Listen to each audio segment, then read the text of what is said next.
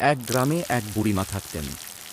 তাঁর ছোট্ট একটা বাগান ছিল, যেখানে তিনি অনেক যত্ন করে সবজি আর ফলের গাছ লাগিয়েছিলেন। প্রতিদিন সকালে বুড়িমা বাগানে গিয়ে পানি দিতেন, আগাছা সাফ করতেন আর ফসল দেখতেন। কিন্তু গ্রামের কাছেই একটা বড় গাছে থাকত এক দুষ্টু বানর। সে খুব দুষ্টুমি করত। প্রতিদিন বুড়িমার বাগানে এসে ঝাঁপিয়ে পড়ত। কখনো টমেটো ছিঁড়ে খেত, কখনো লাউয়ের মাচা নামিয়ে দিত, কখনো আবার পাকা সবজি নিয়ে দৌড় দিত।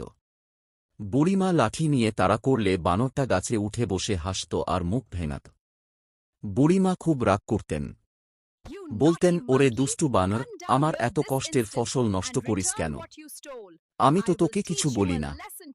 একদিন বানরটা আবার এসে সবজি নিয়ে পালাচ্ছিল। বুড়িমা তাকে ধরতে গিয়ে পড়ে গেলেন আর পা মচকে গেল। ব্যথায় কাঁদতে লাগলেন। বানরটা গাছ থেকে দেখে প্রথমে হাসল, কিন্তু পরে দেখল বুড়িমা সত্যি কষ্ট পাচ্ছেন।